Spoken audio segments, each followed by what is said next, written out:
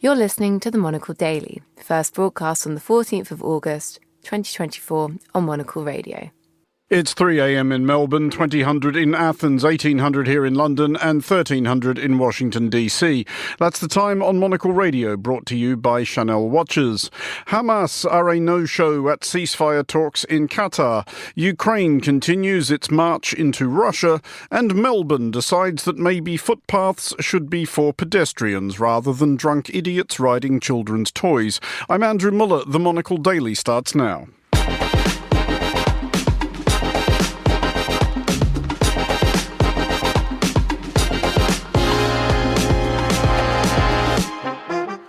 Hello and welcome to the Monocle Daily, coming to you from our studios here at Midori House in London. I'm Andrew Muller. My guests Yossi Meckelberg and Nina Dos Santos will discuss the day's big stories, and we'll meet the production designer who made Taylor Swift's Eras tour look as big as it sounded. Stay tuned, all that and more coming up right here on the Monocle Daily.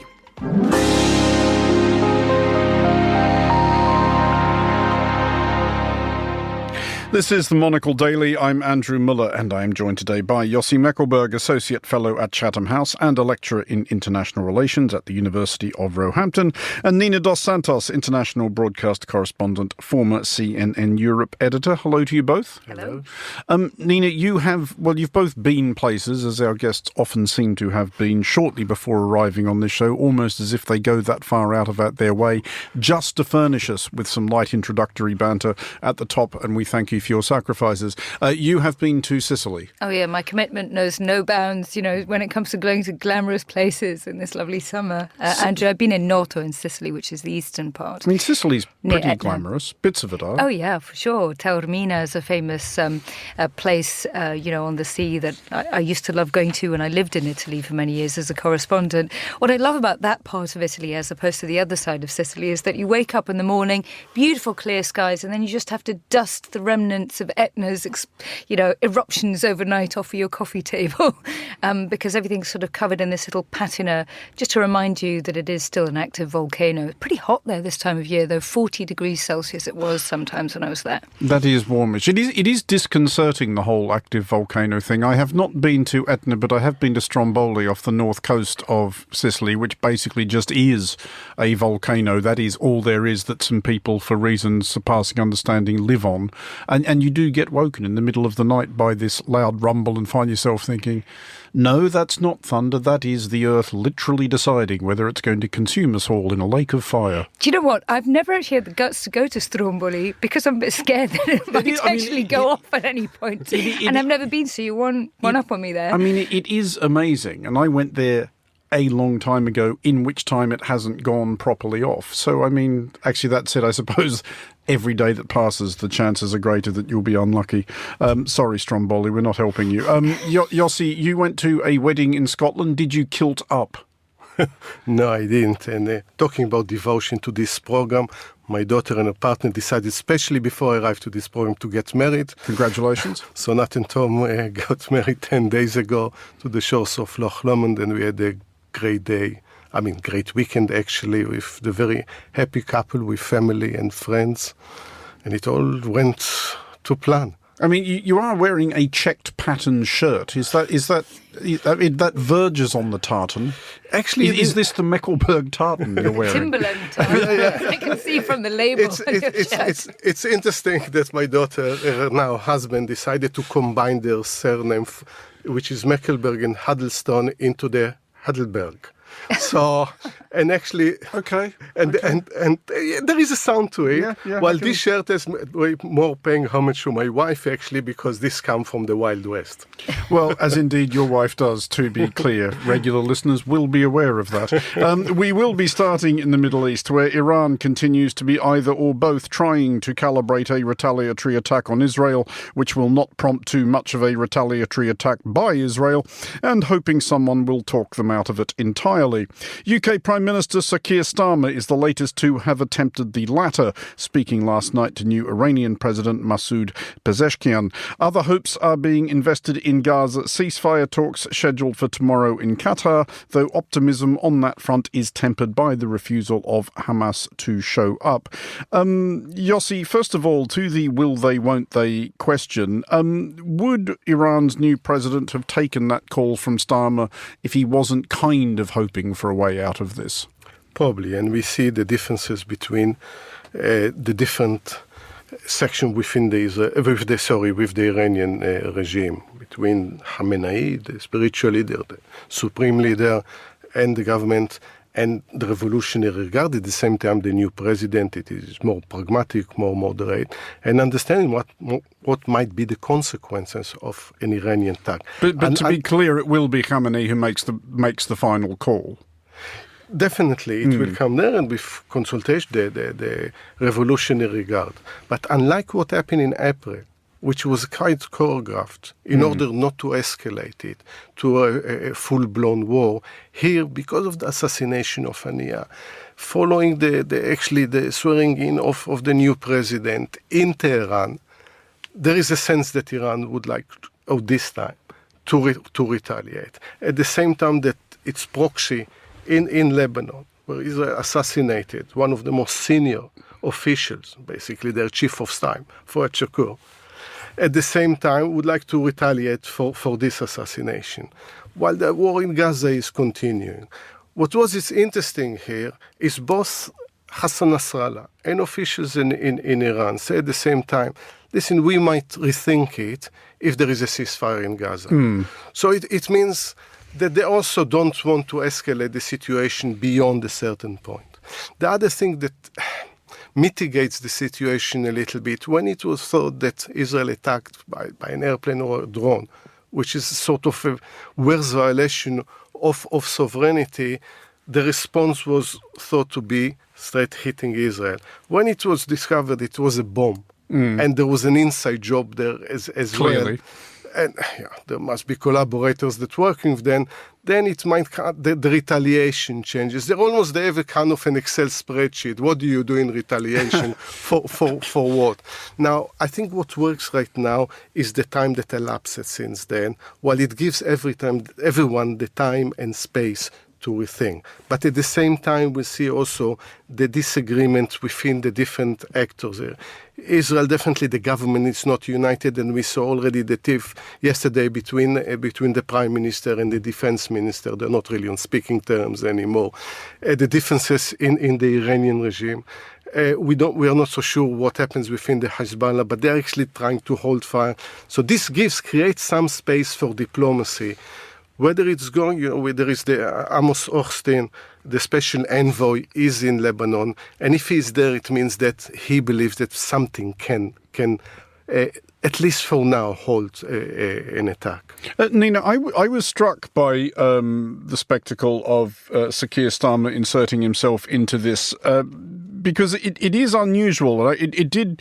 It did cause me to remember many years ago now when David Miliband was a Labour Foreign Secretary. I remember seeing him asked on the news about things that were going on in Iran at the time, and he sort of very self-effacingly said, given the United Kingdom's history in Iran, literally anything I say is only going to make things worse, so I'm not going to say anything. But is there actually a prospect that despite that history, the UK could actually be a useful mediator here?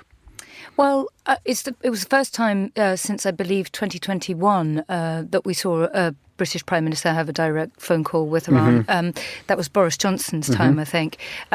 So, yes, it's significant. Is it that significant? I believe other foreign leaders from Europe did also have conversations with the new Iranian president as well. So perhaps not as significant as one might immediately try and read into the situation.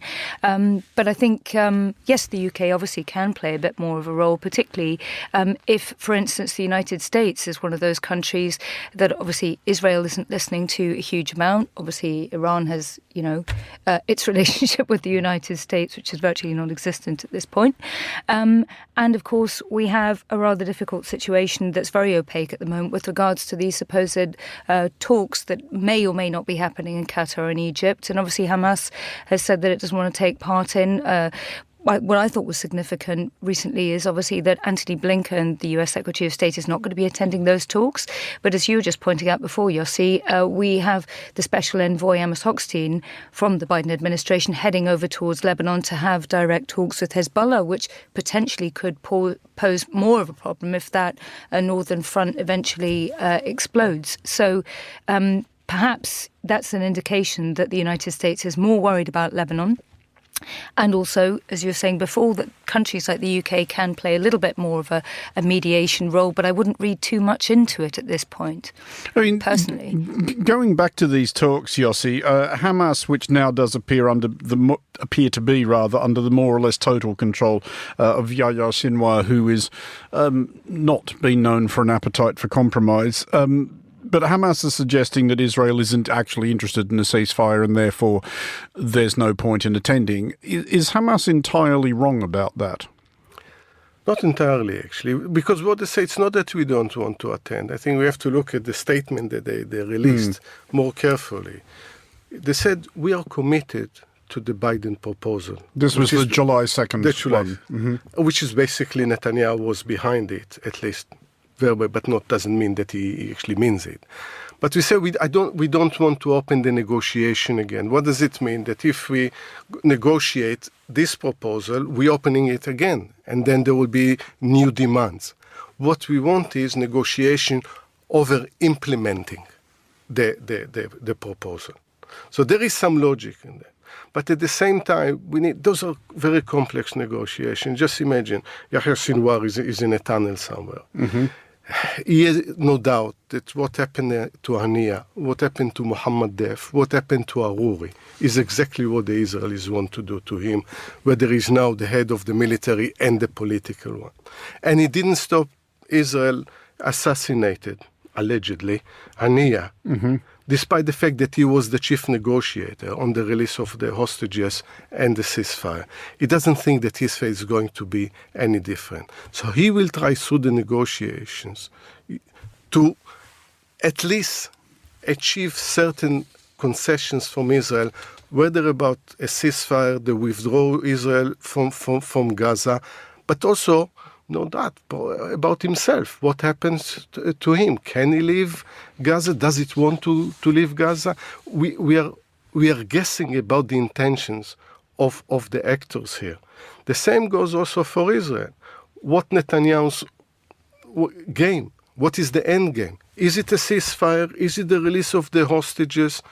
Is it keep occupying Gaza? Or is it, we all suspect, is survival in power and survival possibly out of jail?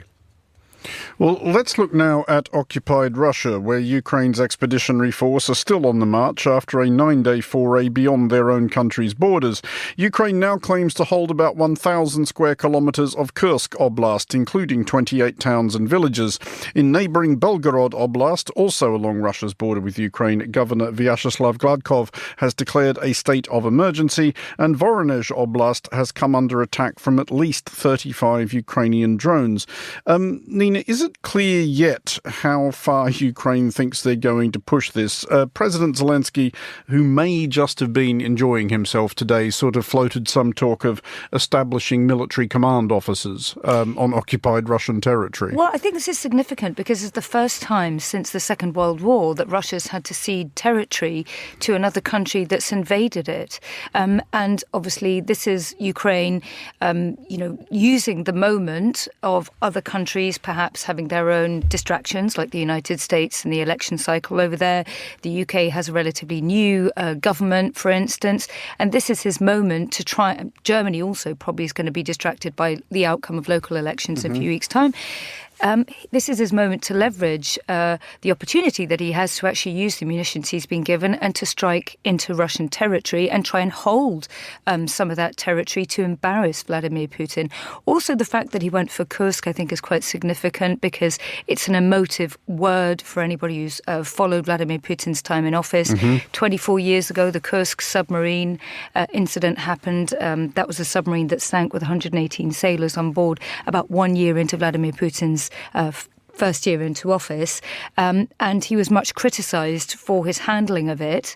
And so it was the first real challenge that he faced. And so Zelensky yet again is saying, this is significant. This brings us back to the early days of Putin, and he mishandled that. He's trying to press all the buttons there and say, we're not going to retreat. We're bringing the war onto Russia's home territory to see how you like it, to try and put the pressure on to get Russia perhaps to cede some of the ground that it's invaded over Ukraine in the future. But Nina, just to follow up on that point of Ukraine's allies being distracted by other things, which they doubtless are, but for all of that, are you surprised by how relatively muted their response has been? Because you don't need that long a memory to recall these same allies, having absolute conniptions over the idea of Ukraine taking delivery of second-hand tanks or launching any projectiles beyond its own borders. And now the Ukrainian army is sort of helping itself to chunks of Russian territory, and everybody seems to be going, what are you going to do? I totally agree with you. I think it's taken a long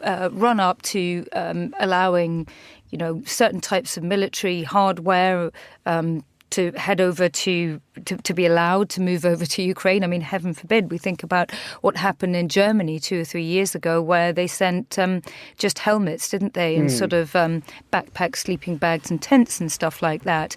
Boy, have things changed. But I think it's the speed at which they've changed just over the course of the summer, and the rhetoric from other countries that before would have said this is a red line, actually just turning a blind eye, in particular places like the United States and some key EU allies as well. Yossi, interesting detail is that the Ukrainians are talking about organising humanitarian aid to Russian civilians in these territories, also organising evacuation corridors out of these territories. There's a bit of a PR angle here for Ukraine as well, isn't there? If they help themselves to Russian territory and while on Russian territory behave with decency and courtesy, the contrast between that and how Russia has behaved on Ukrainian territory is pretty difficult to miss. And I think this is a very smart move. You differentiate yourself from your enemy, especially when on your side Western countries, and we should at least expect them to uphold human rights and international law. So say we are not behaving. Our war is not with the Russian people. Our war is with Putin's Russia. Our war is invasion and taking over our territory, but you're going to stay our neighbors and we will treat you as human beings, unlike the way that you're military. So I think it's the right, and yes, there is a PR, but also maybe it's an example to other countries, including the war we discussed earlier, of how you retaliate when you are attacked, and you can treat the people that you occupy or you attack with according to international law and laws of war. There's a recognition there that the moral high ground is actually quite valuable real estate. And it's important to think that in the 21st century there are countries that recognize, because not many do recognize that. I must admit that we're talking about turning a blind eye. I think there is support from the United States and Germany. The statements from Pentagon and Germany was defending yourself doesn't mean necessarily stay on your border. They are quite clear that actually carrying out such an offensive is part of defending the territory. The question is what Ukraine wants to do with that. And I'm not so sure it wants to occupy it. This is only one option. I think they are surprised by their success and managing so quickly to take so much territory and just almost walking into Russia and take so much territory.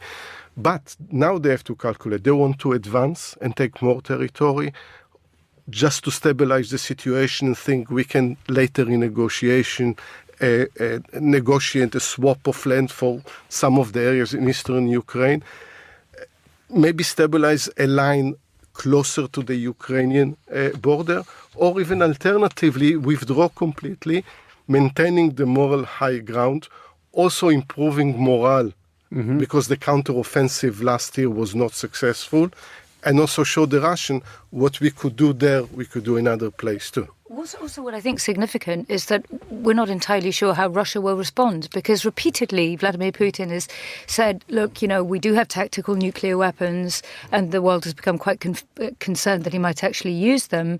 I think this is yet again another one of those tests where if he threatens that he might use them and doesn't, yet again it sort of cedes power from Russia's point of view, doesn't it? And of course encourages Ukraine to push further into its territory. Well, let's move on to what may yet be a bigger problem. Last year was the hottest year ever recorded. Indeed, the 10 hottest years ever recorded have been the last 10. Europe has been relatively insulated from this by its generally temperate climate. The continent is not yet anywhere near the 52 degrees Celsius reached in May in New Delhi. But the increasing heat is having real-world effects, many of them grim. A new study led by the Barcelona Institute for Global Health says that at least 47,000 deaths in Europe last year were attributable to heat, half of them occurring during two noticeable heat waves. Greece, Bulgaria and Italy were hit hardest. Nina, this is obviously a big deal, as all climate stories are, but they are just eternally difficult to report in a way that doesn't sound like something that, one, everybody has heard 10,000 times before, and two, doesn't sound so overwhelming that there's nothing we could possibly do about it. Yeah, alarmist, yeah.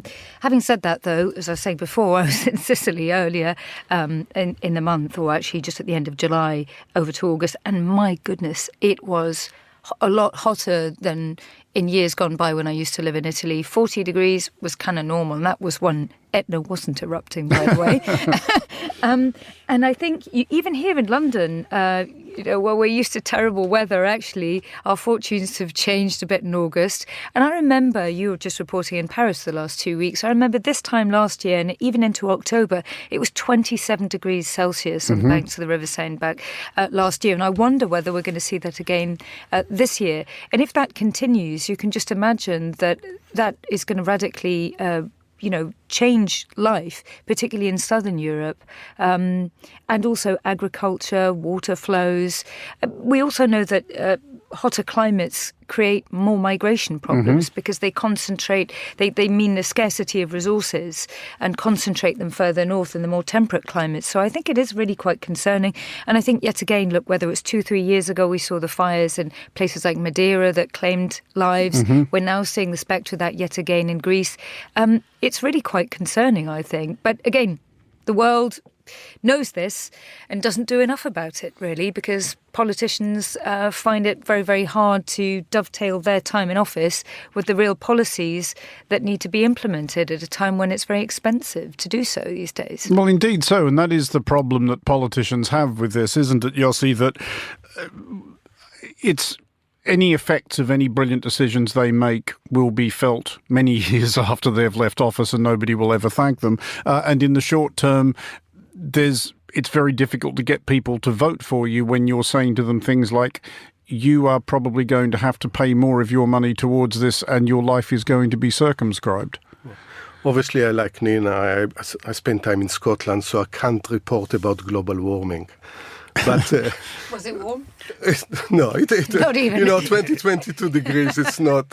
Maybe for Scotland it's global warming, but the serious point is, how do we deal in democracy when we have these cycles of election with long-term issue, and we are not just dealing with crisis? So I think the new government here just realized, you're a few days in power and then you have riots across the country because of some incitement against migration and led by far-right racists. So you need to deal, and the resources need to go there immediately.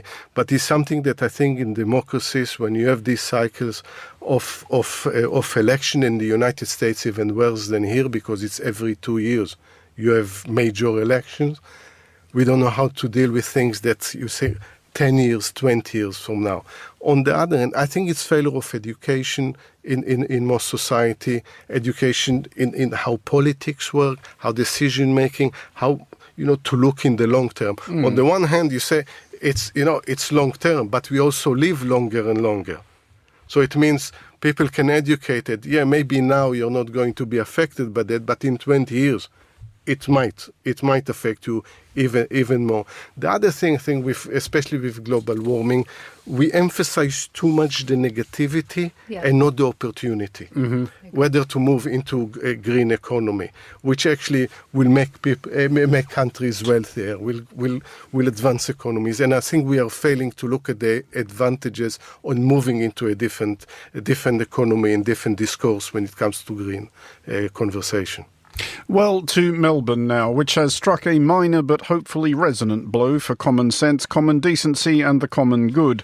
Its council has voted to end an experiment with letting rental e-scooters loose on its streets.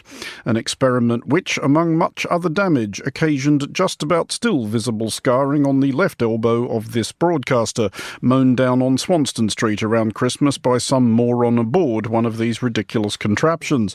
And yes, I'm enjoying myself. Melbourne follows Paris in vanquishing rental scooters, though has not as yet sadly done the same for privately owned scooters or offered bounties for throwing them and their riders into the nearest available body of water, ideally shark-infested. Here is Melbourne's Lord Mayor, Nicholas Rees. It's shameful. There are literally more people disobeying the law on e-scooters than there are actually following the rules. Damn straight. Nina, do you agree with this measure to expunge rental e-scooters from a city street, or are you completely insane? Full disclosure, I've never had the guts to use one. Quite right. My husband did buy one and then it got nicked. And I was really happy, actually. So you should be. No, I think, look, I mean, I'm half Dutch. I think the Dutch have a very good way of dealing with these things, which is to build proper cycle lanes for the right type of vehicle. I've got other ideas about dealing with them, but they involve crossbows.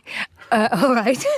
Aren't they banning those in the UK as well, actually? But on a more serious note, I think, look, you know, the problem is you see people here in London riding 40 miles an hour on these things, no helmet, overtaking cabs. It's difficult for drivers, it's difficult for cyclists, it's difficult for people with young toddlers on pavements because they come barrelling down the pavement. Downright terrifying, I think, as well, for older folk or people who don't move or see so well. Or somebody who is visually impaired. And then the problem is also they're just scattered all over the pavement as well. They're just dumped, and then people who are in wheelchairs can't get past. So I think it's a really big issue. It came up actually in the general election here, with a few London candidates specifically campaigning on this subject. So I'm not in favour of completely banning them, but I can understand why in places like Paris, where, you know, the pavements are very narrow, they let it get too far and then they felt that they had to ban them. I don't understand why people can't step in with more, you know, policing of these, creating the right infrastructure as well for these types of vehicles before it gets to the stage where you've let them ride roughshod over the town and then suddenly you just decide you have to ban them. I mean, Paris did ban rental e-scooters on a referendum, a very high vote on a very small turnout, but I can report from recent experience that privately owned e-scooters in Paris are absolutely pestilential, and I saw several instances of them being ridden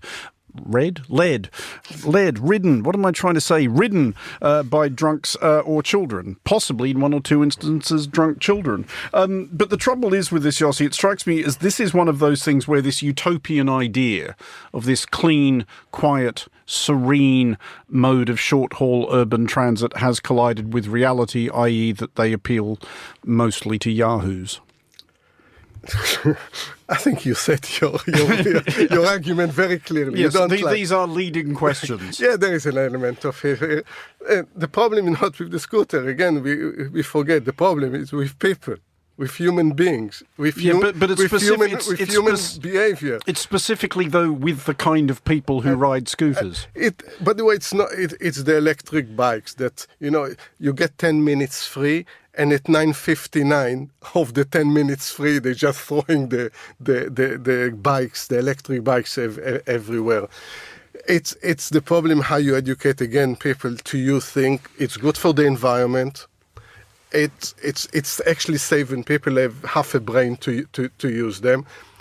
and we need to enforce the law. We have another issue, for instance, for me, is more different. It's all these mopeds and the Deliveroo and others that, in order to bring pizza on time, they're allowed to drive mopeds with an L, meaning they never pass the test, and qualify to ride them, and they cut you right, left, and center.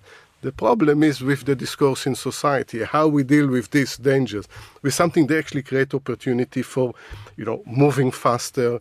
It's good for the economy because transport is good for the economy. It's green, but at the same time, that human being will behave in a considerate way. I was hit once by an e-scooter in Tel Aviv. The last thing you expect to go to the Middle East and eventually be hit by a scooter. It's a really dangerous place, isn't it? Goodness me. Would these things work, though, Nina? And again, the only correct answer is no. If they were somehow licensed and registered and therefore identifiable and traceable. Do you know, years ago, I'd borrowed my mother's car and I was feeling really proud of myself. I'd just gotten my driver's test, and this cyclist came out of nowhere and just whacked the wing mirror so hard, whacked it clean, and of course I got a real telling off. And this cyclist just cycled past Buckingham Palace, goes, "Sorry, no insurance," and just cycled off through the park. And it always made me think, even cyclists, for instance, who've been on, look, there's rogue cyclists, there's great cyclists, there's a lot more people cycling, thankfully, these days. Cyclists don't necessarily have to have regulation and insurance. They just have to behave properly. And so I wonder, with e-scooters, I think it's impractical to assume that people are going to get driver's licenses and show their driver's licenses to actually ride one of these. But I just think we probably need much better public awareness and education and better infrastructure, better pavements, proper lanes for them, and to make them stick to it. Because in places like Amsterdam, as I was saying before, or other parts of the Netherlands, you can cycle on these huge cycle tracks and nobody runs people over. People with their kids on bikes, they put their kids on the front, back of bikes. And it's not dangerous because things are properly demarcated. And I wonder whether or not that might be the solution in places like Melbourne, which has more pavements than London, I think. Or alternatively, there's the crossbow thing. Nina Dos Santos and Yossi Meckelberg, thanks both for joining us. Finally, on today's show, when putting on the biggest concert tour on the planet, especially one that amounts to 150 performances of a 3-hour gig, you might well think about the physical challenges of the musicians. But what about the artistic ones? Hundreds, if not thousands of hours of preparation goes into designing staging both suitable and sufficiently durable.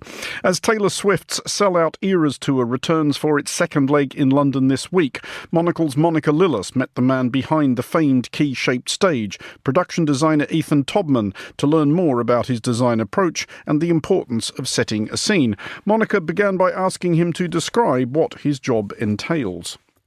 I like to say that what I do for a living is provide emotional architecture for storytellers. So I feel that what I do is I externalize what someone is experiencing emotionally in a narrative project, be it a music video, commercial, feature film, television show, or live performance. And I began as a production designer whose job was to create the architecture, the physical architecture around characters who in traditional narratives change in some way from A to B throughout the course of a story. And increasingly, I found my storytelling instincts for music are what created opportunities that I had not imagined as a filmmaker by way of working closely with people like Beyonce, Madonna, Ariana Grande, and Taylor Swift, specifically what has inspired me visually and intellectually in narrative storytelling for the last 20 years. Amazing. And so you just mentioned that you've worked in a broad range of mediums, and I kind of wanted to just hear a little bit more about this. You kind of say, this is your emotional architecture that you're bringing to the forefront. But how does designing, for a music video differ from designing for a film? Yeah, I think when you start off in this career, people try to pigeonhole you by asking you to repeat something that you've already done. And that always really scared me because I was afraid of being atrophied.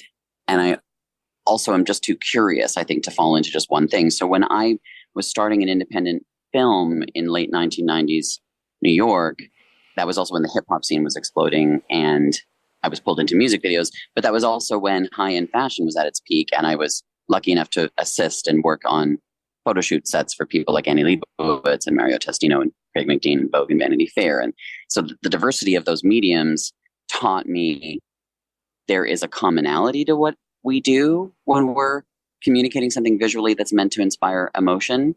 And then there's also very specifically different tools of the trade when you're focused on someone's, say, music versus a filmmaker's story.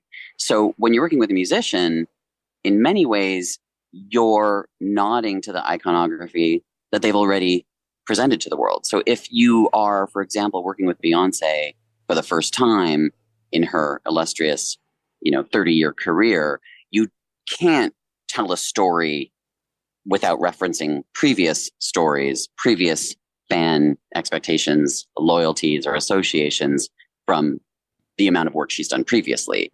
Similarly, when you're launching a new artist, you're trying to present who they are to the world, not just through their music, but who they are, say, as a person. So I think the commonalities are you're always looking to move people emotionally through whatever visuals you create by creating a universal experience. There are universal reactions to certain decorative, architectural, color, tonal, textile choices that you make. But specifically for music, in many ways, I think you have to be clever about referencing the relationship that artist has with their fans and the relationship that the fans have with each other. I wanted to move on a little bit because you kind of mentioned the caliber of artists that you've worked with in the past and the designs that you create. But what do you think it is about you that makes your practice unique, and why do you think people trust you? An inferiority complex, probably. I actually speak a lot about that when I speak about design and storytelling. I think a lot of what we do is imagine things that don't exist, and with that comes an inherent doubt that we belong in the authorship role. And I think no matter how successful or famous or well-received anyone is in any medium, part of what drives them is a feeling that they don't belong there. And I think if you have a healthy relationship with that, you could have a really successful career and really push yourself to do really extraordinary things that are not in a masochistic, self-doubting way. But every artist that I've worked with in some way fights an internal feeling of not belonging or not believing that they'll be there much longer in the role that they're in if they're lucky enough to have that success. So I think that delicate balance, that knife's edge, that's a really interesting perspective to approach everything with, because it's really humble and it's really, really hardworking. So going to come on to the question about staging now. You've most recently designed staging for obviously the Eras tour, but I wanted to ask you really, because, we can't go into too much detail as you mentioned, but what made you want to do something like this? I think from what I understand, this is quite different to your past projects. And also, what is the pressure of doing something that is literally the biggest concert in the world? How did that make you feel when you were approached to do something like this? Well, the answer's in the question. I mean, what made me want to do it is that I had never done anything like this before. And that sort of fear of failure is trumped by curiosity, and always will be, I think, for me. I'm much too curious a storyteller in person to say no to something I haven't done before just out of fear that I'll fail. But, I like to give the example of doing a movie like Room, which is an independent low-budget film that ends up winning Oscars and really connecting with its audience, but is limited largely to one set, versus a few years later doing a movie like Free Guy, which is an enormous budget, huge world building, enormous VFX team integrated with physical sets, and huge fantasy. And the experience of designing one versus the other, you would think there'd be more pressure on the larger budget project, and there was, but there's an incredible amount of pressure when there's only one intimate set that you spend most of a movie in on a lower budget.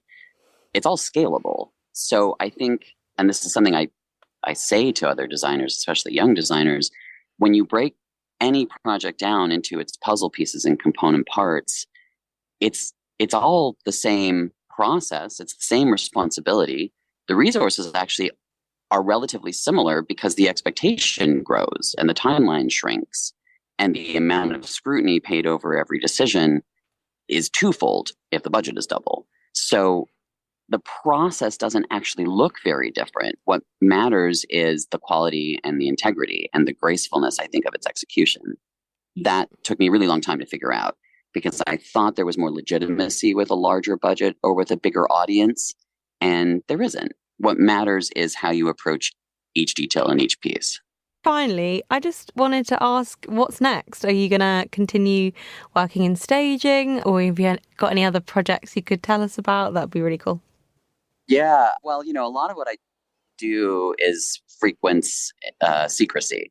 So I can't go into the specifics, but I will say that what I'm trying to do now is, again, something I've never done before, but that employs all of the lessons I hope to learn from the lucky experiences I've had working in storytelling. But I can assure you what I'm trying to realize now is something that is very, very different from anything I've done. It doesn't repeat it, but it does nod to a lot of what I've enjoyed, and I think what other people have enjoyed from what has been done previously. And I just feel really lucky to be allowed to maneuver and shapeshift, particularly where we find, I think, the arts and media in general are becoming really more scrutinized, more conservative, and less well-funded. So really trying to keep things fresh and innovative and challenging in a time where I think we need entertainment. That was Monica Lillis speaking to Ethan Todman, production designer for Taylor Swift's Eras Tour. And that is all for this edition of the Monocle Daily. Thanks to our panellists today, Nina Dos Santos and Yossi Meckelberg. Today's show was produced by Hassan Anderson and researched by Gunnar Gronlid and Sana Jumani. Our sound engineer was Sarah Nichol. I'm Andrew Muller here in London. The Daily is back at the same time tomorrow. Thanks for listening.